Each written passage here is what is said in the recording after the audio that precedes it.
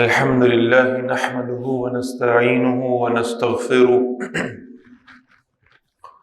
ونؤمن به ونتوكل عليه ونعوذ بالله من شرور أنفسنا ومن سيئات أعمالنا من يهده الله فلا مضل له ومن يضلله فلا هادي له ونشهد أن لا إله إلا الله وحده لا شريك له ونشهد أن سيدنا محمدا عبده ورسوله فإن خير الحديث كتاب الله وخير الهدي هدي محمد صلى الله عليه وسلم وشر الأمور محدثاتها وكل محدثة بدعة وكل بدعة ضلالة وكل ضلالة في النار أو كما قال صلى الله تعالى عليه وسلم.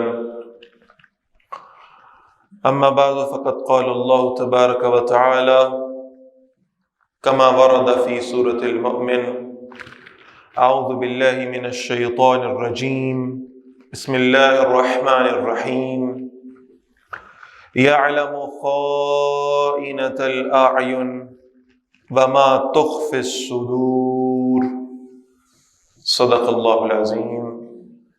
رب اشرح لي صدري ويسر لي أمري واحلل عقدة من لساني يفقهوا قولي واجعل لي وزيرا من أهلي. اللهم ربنا ألهمنا رشدنا وأعذنا من شرور أنفسنا. اللهم أرنا الحق حقا وارزقنا اتباعه وَأَرِنَا الْبَاطِلَ بَاطِلًا وَارْزُقْنَا اجْتِنَابَهُ آمین یا رب العالمین.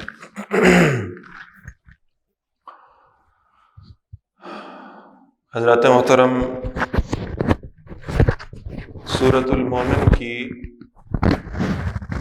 آیت نمبر 19 میں نے ابھی آپ کے سامنے تلاوت کی ہے.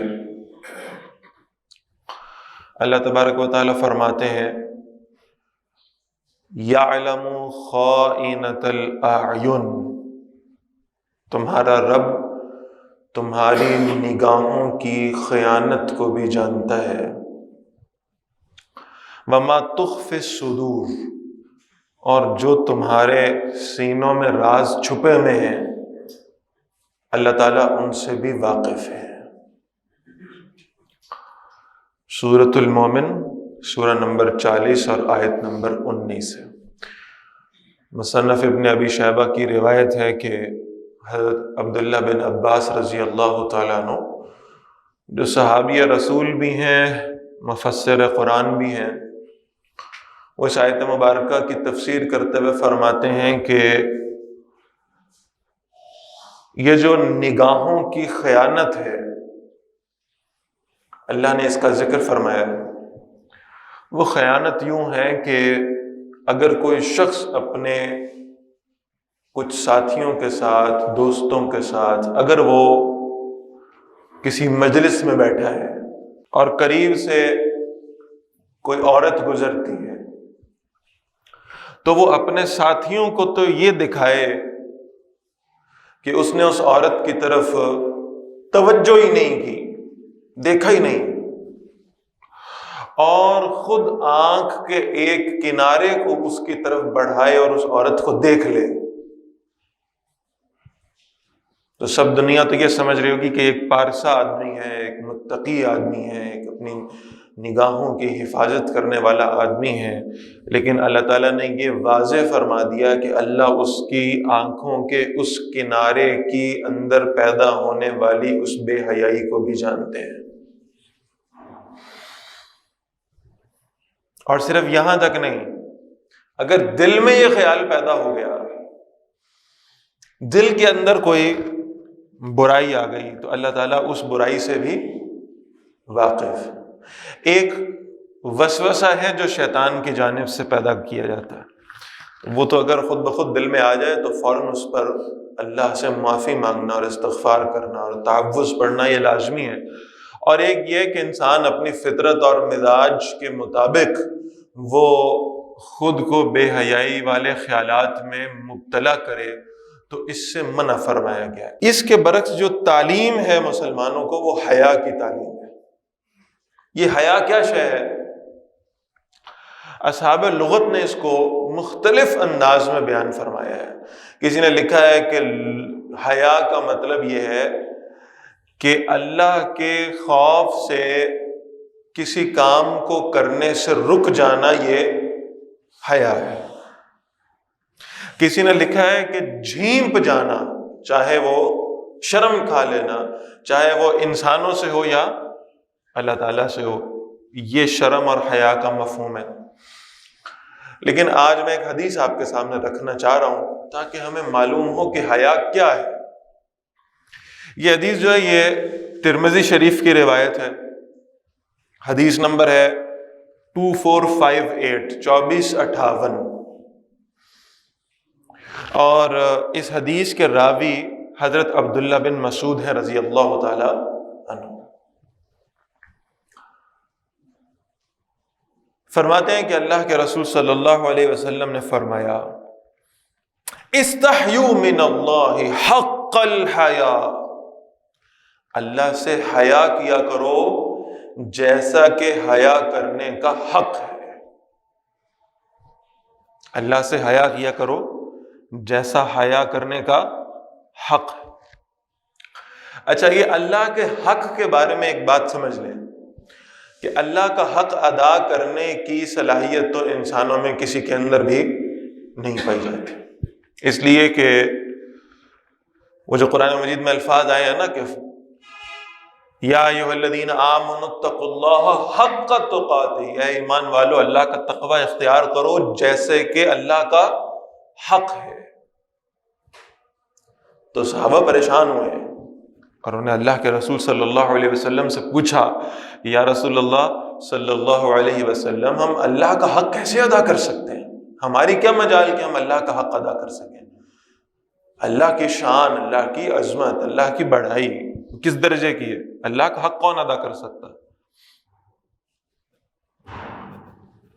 تو اس پر پھر سورۃ تغابن کی وہ آیت مبارکہ نازل ہوئی ہے، فاتقوا اللہ ما استطعتم، اپنی استطاعت کے مطابق اللہ کا تقوی اختیار کرو، جتنی جس کی استطاعت ہے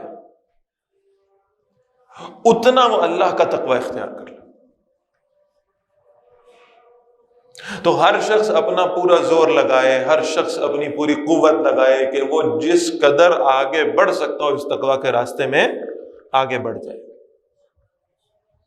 اور جہاں کمی کوتاہی ہو تو اس سے بہرحال اللہ تعالیٰ سے یہ امید رکھے کہ اللہ تعالیٰ اس کو معاف فرما دیں گے بشریت کا تقاضا سمجھتے ہوئے۔ لیکن اس حدیث مبارکہ میں نبی اکرم صلی اللہ علیہ وسلم کے جو الفاظ ہیں، فرمایا کہ استحیوا من اللہ حق الحیا، حیا کیا کرو اللہ سے جیسے کہ اللہ کا حق ہے کہ اس سے حیا کی جائے۔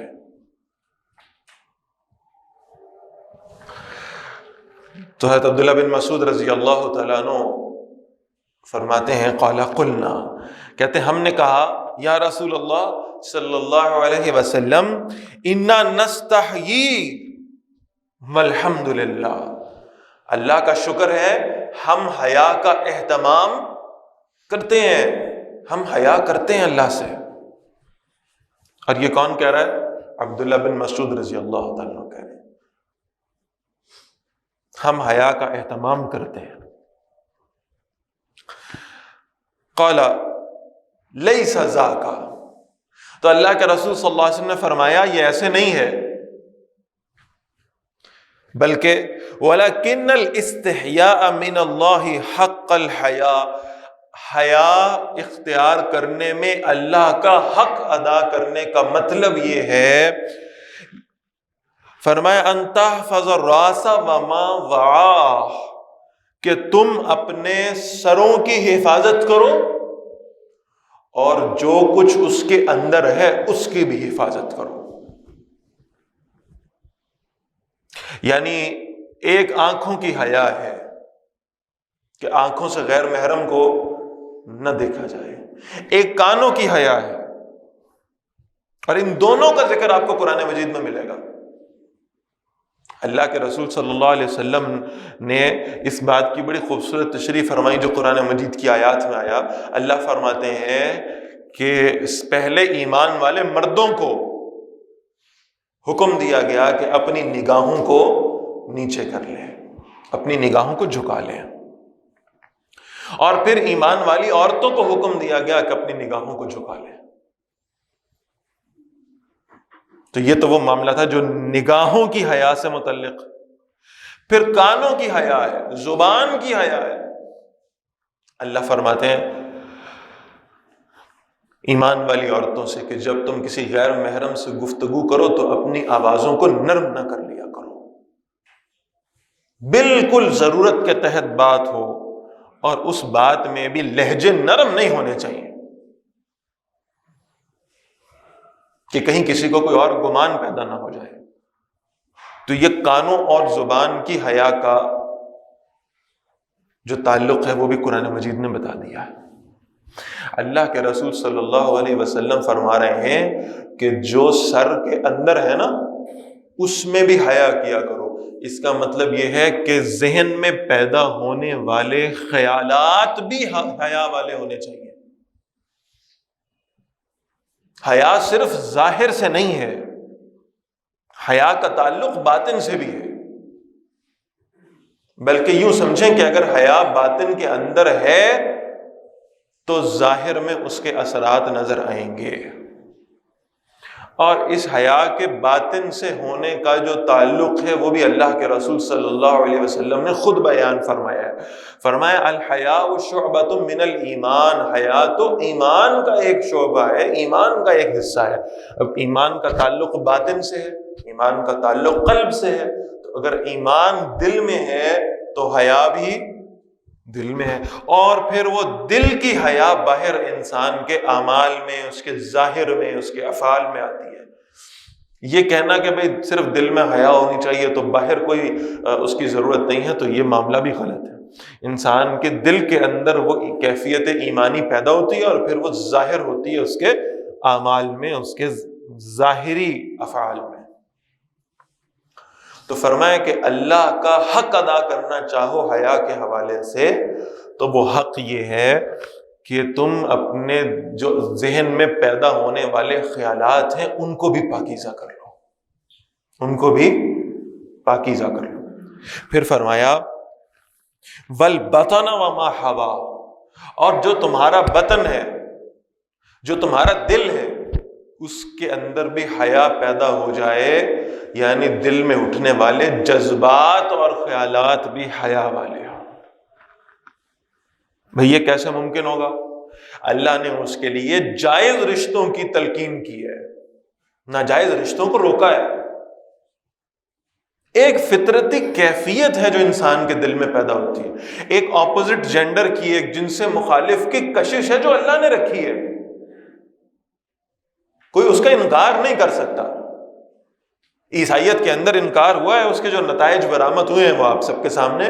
عیسائیوں میں جو لوگ راہب بنے ہیں انہوں نے یہ فیصلہ کر لیا کہ ہم کبھی شادیاں نہیں کریں گے، وہ چاہے ان کی وہ ننز ہوں اور چاہے ان کے پادری ہوں. تو باہر انہوں نے نکاح کے راستے کو روکا ہے، تو اس کے جو نتائج برآمد ہوئے ان کے معاشرے میں بے حیائی کی صورت میں وہ کوئی ڈھکے چھپے نہیں ہیں، ان پہ کوئی زیادہ گفتگو کرنے کی ضرورت نہیں، آپ جانتے ہیں. اسلام نے اس کے برعکس حیا کا، نکاح کا کانسیپٹ دیا ہے کہ اپنی اس جائز کیفیت کو بھی تم اس جائز راستے سے پورے کرو جس کا اللہ نے حکم دیا ہے. بڑی خوبصورت روایت ہے. اللہ کے رسول صلی اللہ علیہ وسلم کے پاس صحابہ کرام رضوان اللہ علیہم اجمعین تشریف فرمائے. آپ صلی اللہ علیہ وسلم نے فرمایا وہ شخص جو نکاح کرتا ہے اور نکاح کر کے اپنی بیوی کے ساتھ تعلق قائم کرتا ہے تو اللہ اسے اس پر اجر عطا فرمائے گا. تو صحابہ نے کہا یا رسول اللہ صلی اللہ علیہ وسلم اس پہ اجر کیوں ملے گا؟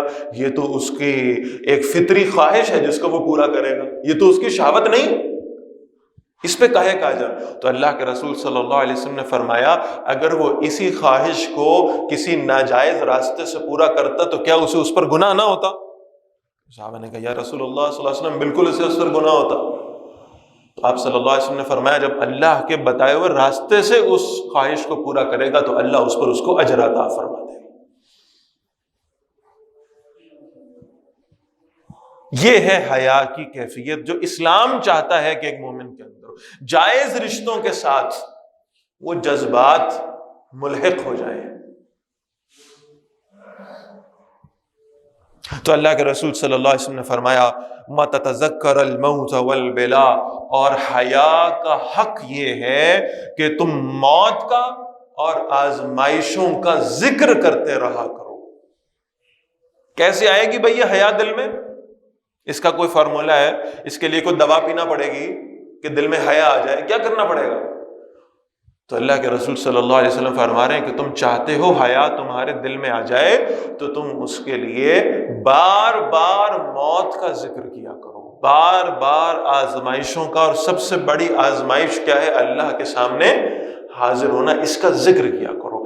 تو حیا کو دل میں لانے کے لیے موت کا ذکر پہلی بات۔ اور دوسری بات یہ میں عرض کر دوں کہ ہر وقت اس بات کا احساس کہ اللہ مجھے دیکھ رہے ہیں،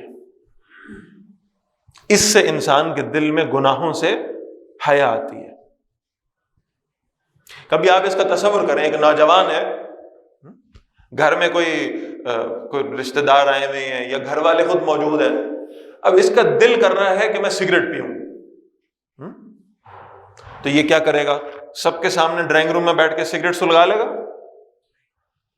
یہ وہاں سے نکلے گا، کوئی کونا ڈھونڈے گا، اس کونے میں جا کر، اور جہاں کوئی اسے نہ دیکھ رہا ہو وہاں سگریٹ سلگائے گا۔ اور اس سے زیادہ عجیب بات ہے، مجھے ایک طالب علم ہمارا بتا رہا تھا، اس نے کہا جناب سگریٹ پینے سے پہلے اس بات کا اہتمام کرتے ہیں کہ جیب میں کوئی ایسی کھانے کی چیز موجود ہو کہ وہ سگریٹ پینے کے بعد کھا لی جائے تو بعد میں بھی کہیں منہ سے اس کی بدبو محسوس نہ ہو، کسی کو پتہ نہ چل جائے کہ میں سگریٹ پی کر۔ کتنا ہم اہتمام کرتے ہیں، معلوم ہے نا کہ غلط کام ہے، اس کے لیے کوئی بہانہ بنا کے گھر سے باہر نکلیں گے، کوئی کونا تلاش کریں گے جہاں کوئی دیکھنے والا نہ ہو، پھر اس کے بعد وہ سگریٹ پی کر، اور پھر وہ اس کے بعد کچھ کھا کر تاکہ بدبو نہ آئے، پھر اس سگریٹ کی جو باقیات ہیں اس کو کہیں زمین میں دبا دیں گے تاکہ اس پر بھی کسی کی نظر نہ پڑ جائے۔ کتنی حیا کرتے ہیں لوگوں سے، کتنی شرم کرتے ہیں لوگوں سے، اور صرف اس وجہ سے کہ دل سے یہ خیال نکل جاتا ہے کہ میں جہاں چاہے جا کر چھپ جاؤں، ایک ہستی ہے جو مجھے ہر جگہ دیکھنے والی ہے، کسی کونے خدرے میں چلا جاؤں گناہ کرنے کے لیے تو بہرحال اللہ کی نظروں سے بچ نہیں سکتا۔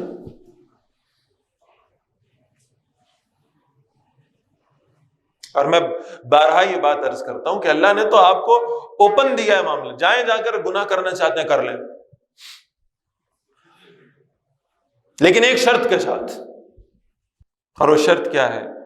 اللہ سبحانہ و تعالیٰ فرماتے ہیں سورۃ الرحمن میں، یا معشر الجن والانس، اے انسانوں اور جنوں کے گروہ، ان استطعتم ان تنفذوا من اقطار السماوات والارض فانفذوا، اگر تم آسمان و زمین کی حدود سے باہر نکل سکتے ہو، اگر تم کوئی ایسی جگہ تلاش کر سکتے ہو جہاں اللہ تمہیں نہیں دیکھ رہا، جہاں اللہ کی حکمرانی قائم نہیں ہے، جہاں تم اللہ کی نگاہوں سے بچ سکتے ہو، جاؤ وہاں چلے جاؤ۔ کسی کوئی ایسا سیارہ تمہیں مل جاتا ہے، کوئی ایسی کائنات اور مل جاتی ہے، کسی بلیک ہول کے اندر کوئی جگہ ایسی مل جاتی ہے، وہاں جا کر تم سمجھتے ہو یہاں اللہ نہیں ہے، یہاں اللہ کی نگاہیں نہیں ہیں، یہاں اللہ مجھے دیکھ نہیں رہا، تو جاؤ وہاں جا کے گناہ کر لو، کون روک سکتا ہے تمہیں؟ لیکن ساتھ ہی اللہ تعالیٰ نے اس شرط کو بیان کرنے کے بعد فرما دیا ہے، لا تنفذون الا بسلطان، تم جو مرضی کوشش کر لو، جتنا مرضی زور لگا لو، تم اللہ کی نگاہوں سے باہر نہیں ہو سکتے، تم اللہ کی حدود سے نکل نہیں سکتے۔ لہٰذا ہر لمحے اور ہر لحظے اس بات کا احساس ہونا کہ میرا رب مجھے دیکھ رہا ہے، یہ ہے جو گناہوں سے حیا دلانے والی شے ہے۔ اور اللہ کے رسول صلی اللہ علیہ وسلم نے اس حیا کو ایمان والوں کے بنیادی اوصاف میں شمار فرمایا ہے۔ آپ صلی اللہ علیہ وسلم فرماتے ہیں اگر تم میں حیا باقی نہیں ہے تو پھر تم جو چاہے کرو، پھر تمہیں کون روک سکتا ہے گناہ کرنے سے؟ پھر مسلم شریف کی روایت ہے، اللہ کے رسول صلی اللہ علیہ وسلم نے فرمایا حیا جنت میں لے جانے والی شے ہے، اور بے حیائی دوزخ کے راستے پہ چلانے والی شے ہے۔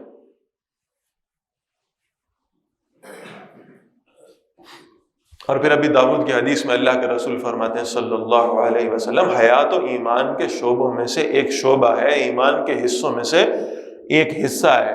جس کے پاس حیا نہیں ہے وہ تو ایمان کی، وہ تو جنت کی خوشبو بھی نہیں پا سکتا۔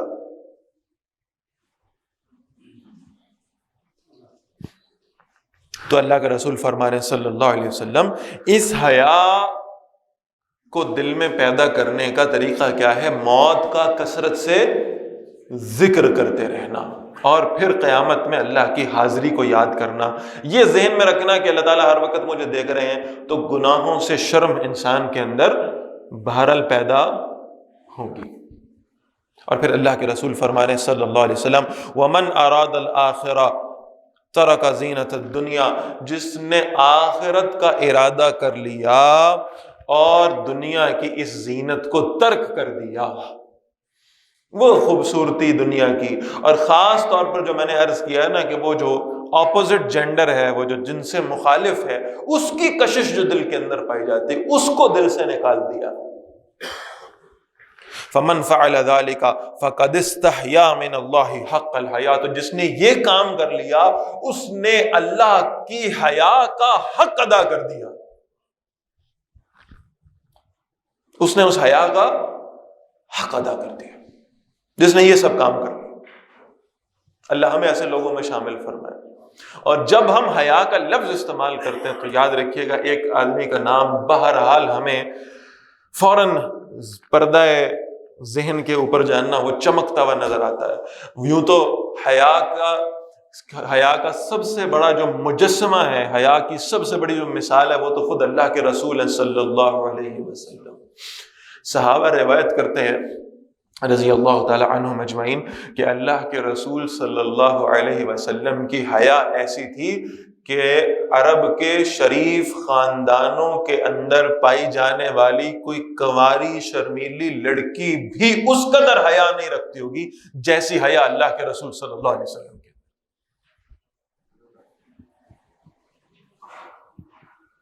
تو میں نے کہا مجسم حیا تو خود رسول اللہ صلی اللہ علیہ وسلم، لیکن ایک شخصیت ایسی ہے کہ جب شرم و حیا کی بات آتی ہے تو ان کا نام بہرحال وہ ذہن کی سکرین کے اوپر فلیش کرتا ہے، اور وہ ہیں کامل الحیاء والایمان سیدنا عثمان ابن عفان رضی اللہ تعالیٰ عنہ۔ مردوں کے لیے نبیوں کے بعد حیا کی سب سے بہترین مثال حضرت عثمان رضی اللہ تعالیٰ عنہ، اور خواتین میں سب سے بہترین مثال حیا کی سیدہ خاتون جنت حضرت فاطمہ رضی اللہ تعالیٰ عنہ۔ کیا حیا کی مثالیں قائم کی ہیں۔ حضرت عثمان رضی اللہ تعالیٰ عنہ کی حیا کا معاملہ یہ ہے کہ اللہ کے رسول صلی اللہ علیہ وسلم فرماتے ہیں اللہ کے فرشتے بھی عثمان سے حیا کرتے ہیں رضی اللہ تعالیٰ عنہ۔